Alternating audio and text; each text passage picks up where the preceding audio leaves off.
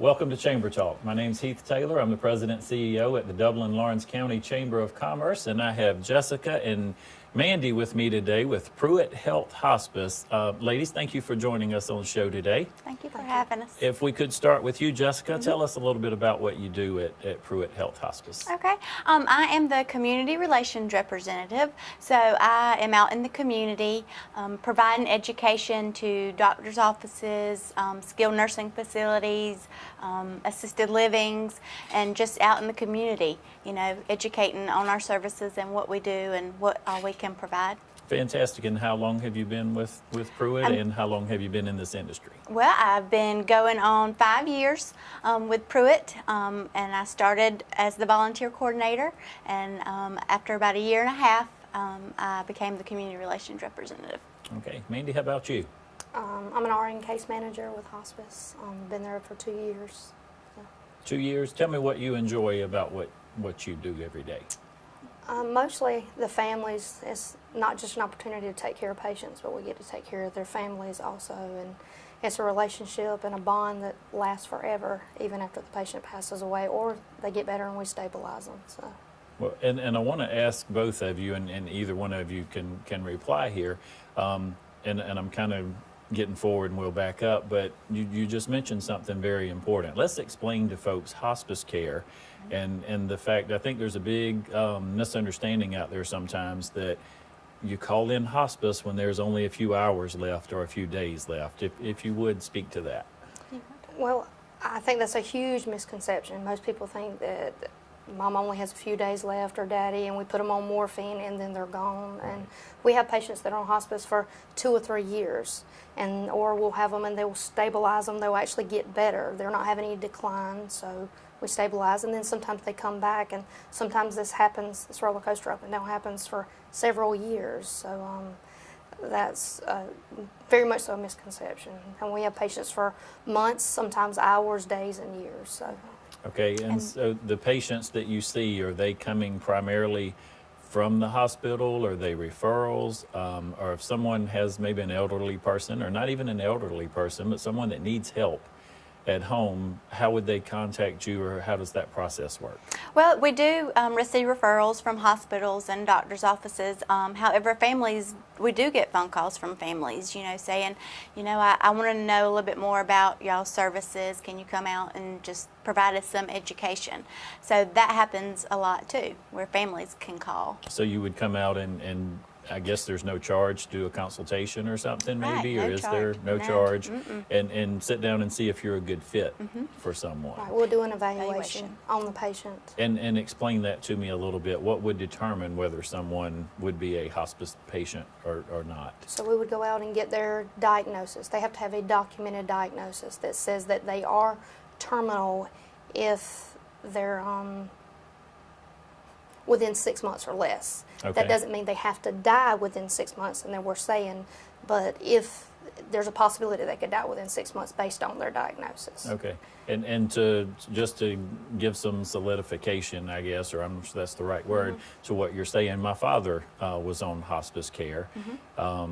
Probably for about 9 months, and came off of hospice care and lived about another year and a half after that, and actually passed away from something that had nothing to do with what he had the hospice treatment for. But just amazing care and the difference in the quality of life that it made for him once he finally accepted letting that person come into the home and help him. Right. Do you see that a lot? My father was one of these kind of people. He wouldn't answer the door the first time the lady came to help. What do you see when that happens? I would say that's very common. Initially you go in, and I've been told before, I didn't even want you to come today. And then once you get there and you talk to them and you tell them, I'm going to take care of you just like I would take care of my mother. And my mother was on hospice too. She had cancer. And I lost her a year and a half ago.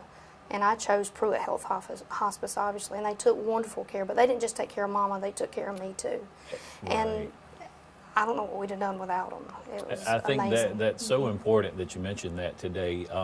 The relationship that we built with the nurse, the entire family, and she would call us sometimes and say, your dad was very agreeable today. He's coming around. He's taking his medication, different things such as that. versus like I said, the first phone call was, hey, can you get him to let me in the door? So tell me a little bit about what made you decide as a company, what made you interested in Dublin? Well, Pruitt Health Hospice, our office is located in Swainsboro, Georgia. However, we cover a 60-mile radius. So Lawrence County, of course, is a county that we service, and we've been here for about 20 years. Okay, and your facility in Swainsboro, tell me a little bit about that. Well, it's just our home office. Our case managers each have a caseload, and myself, so we're traveling a lot from places to place. But we go out, into the home, into skilled nursing facilities, wherever the patient may reside. That's okay. where we go. And just for our viewers, so would you be located just within that 60-mile radius, or tell me a little bit more about your company? Well, our company covers most of Georgia, South Carolina, and North Carolina. So we cover a big portion of the southeast part of the United States. So if if a patient or a family contacted us and the patient was out of our service area, we would be able to contact an office that may cover that service area. Okay, fantastic. We're going to take a quick commercial break, and we'll be right back. Welcome back to Chamber Talk. I'm having a great conversation today with the folks from Pruitt Health Hospice, and I have Jessica with me, and now we have Wendy with us with Pruitt Health Hospice. Wendy, tell us a little bit about yourself and what you do at Pruitt Health. I'm an RN case manager. I manage right now a caseload of 16 patients. I have been with Pruitt Hospice for almost 5 years and case managing a little over a year. And tell me what you enjoy about your job. Well, the people, we have a great relationship in the office, great team to work for, but getting to know your patients and their families, and just you almost become a part of their family. Is this a lifelong career for you, or did you work in some other industry before you came to work in healthcare? No, I've worked in dialysis. I worked in long-term care facilities. I had a son that was total care, and I stayed at home with him most of his life, and he actually ended up on hospice services, and it's just a great hospice. I can't speak volumes enough about hospice and what they do and how they care for the patient and the families, and I suppose that's what drew me in. So would it be a correct statement to say this is as much a calling as it is a job if you're going to work in hospice health care? Right. I would think. Jessica, back to the I guess the company side of things with Pruitt. Tell me a little bit more about Pruitt. I think I remember working with Pruitt years ago in Aiken, and they had United, I think. Yes. Tell me what transpired there, and maybe how you guys benefited from that. Okay, so our office has been open, like I said earlier, for 20 years, but we were formerly known as United Hospice. And a little over a year ago, we did a name change, but we have always been owned by Pruitt Corporation. So we own hospice, home health, medical supplies, and skilled nursing facilities. Okay. So our owner wanted all of us to be under the same umbrella, the same name. So we changed the name to Pruitt Health Hospice. So you have one owner Yes. for the entire company? Yes. Okay, fantastic. And with your company and your industry, are you from the side of being out and meeting with folks and soliciting business for the company? Are you seeing changes in the 5 years that you've been in this industry versus what have you seen in the last 5 years? What's changed? Well, hospice goes by Medicare guidelines, so we have seen a lot of change in Medicare in general. We have to have a terminal diagnosis, as Mandy was explaining earlier. And so a few years ago, Medicare stopped some diagnoses that we could admit, for hospice with. So I have seen that change in the last 5 years. Okay. And for you, Wendy, seeing patients from that side of things, do you see any difference now in the patients that you see today, maybe versus some years ago with any technology, with any medical advancements or anything like that? Has it helped you in your job? Has it made it more difficult? I haven't really seen a lot of changes in patient care. There have been some new contraptions, I would say, that we use. One was actually just used this year. It's called a Macy cath. I was the first one in our area to use that on a patient, but not really a lot of changes, hospice oriented. Okay. And Jessica, for you, do you see any potential maybe in the future that you guys would have a physical presence maybe in Dublin, Lawrence County? Well, that would probably be out of our control. That would be corporate generated, but I hope that we can, grow in this area, and, pick up some, more business in Okay. the Lawrence County area. So give me a typical day for Jessica. You start out in the morning and you head out. I You do. have I head a out. set schedule. I have a planned schedule that I create on a weekly basis. I cover 7 counties, so I try to hit all 7 counties in that week.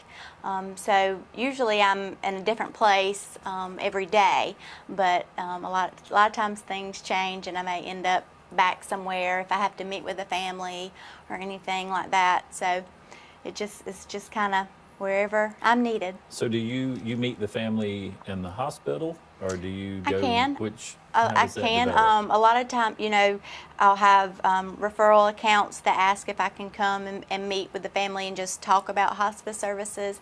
So that may be in the hospital or it may be at their home. So it's just wherever Okay, they want to and meet. talk to me for just a minute about hospice services. What would you tell me about hospice services? Well, as Wendy and Mandy stated earlier, it is for someone that has a terminal diagnosis. Medicare states that it's for 6 months or less, Okay. but that's not necessarily, the case in many cases.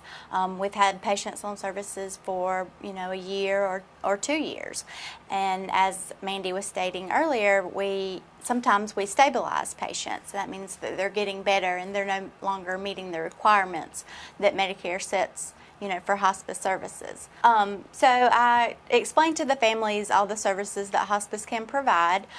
So we have RN case managers like Mandy and Wendy, who typically go out about 2 times a week, more if needed. We also have CNAs, and they help with, just the activities of daily living, helping bathing patients. I think that's what I was getting to. Tell me a little more about if I have someone at home that needs hospice care, or I think they need hospice care, what are those services that this person Right. is going to be provided? Right. So we have the CNAs that can come out to the home and help with the bathing and things like that. We have social workers that can help with any financial questions that you may have, or can help with advanced directives, living wills, anything like that. The social worker is trained to help the family do all that. We also have chaplains that provide spiritual support, as well as volunteers that can provide some companionship to the patient. Okay. So is there any assistance in the home? Maybe the person needs help cleaning or cooking, or do you guys go as far as to do all that stuff as well, or is it mostly just where medical assistance is needed? So we don't provide the cooking and the cleaning necessarily. Our CNAs can, tidy up, spaces and straighten up some things, but not necessarily the cooking and the cleaning. Maybe just for a special patient or something. Yeah. So tell me a typical day for you in your role. I don't think any of the case managers have a typical day, but we start out with a schedule, and most of the times we're not able to follow it. We have patients scheduled that we do routine visits on, and we go in and assess their status, take vital signs, any medications that they need. We are the liaison between the patient and the doctor. They don't have to make doctor's visits anymore. We take care of that for them. Any medications that are related to their diagnosis, hospice provides those, and any medical equipment needed in the home, from walkers and canes to beds and things like that. We also provide those. So. Now, would your nurses actually make recommendations or maybe ask questions, I guess, where a patient doesn't know to ask? Would they communicate with the doctors and say, you know, hey, I think Mr. Smith or Mr. Jones might need this or need this? Do you guys make those recommendations? Absolutely, absolutely. And we have a wonderful team of doctors that allow us to make those. I lost my Make your word. recommendations or changes? Right. And they trust us a lot. You know, I mean, we're out there and we see the patients every day. So we know what's going on with them, and they take our word for it.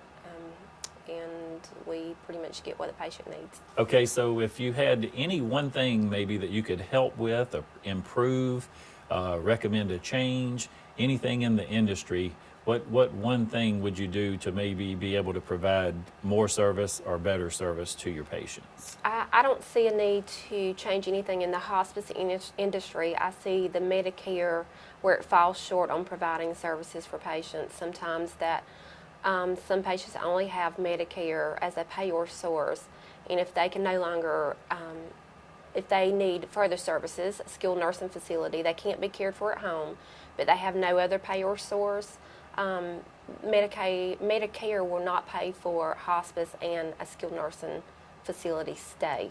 So that's one thing that breaks my heart, because families nowadays can't fork out $5,000 to $7,000 a month on private sitters to take care of their loved ones at home. Right. So they have to make the choice to send them to a skilled nursing facility. And if they don't have any other source other than private pay or Medicaid, then Medicare doesn't allow them to receive hospice services while they're in the skilled nursing facility. And that's the big downfall. It's heartbreaking when you see families that need hospice care, but Medicare puts that, you know, roadblock there for them. Are there any other supplements out there, any help organizations or anything that can assist with funding for care, or it's pretty much either Medicaid or Medicare, or you pay out of your pocket is how you're cared for. So, okay, thank you ladies again for joining me. We're going to take one more commercial break and then we'll come back and wrap things up. Okay.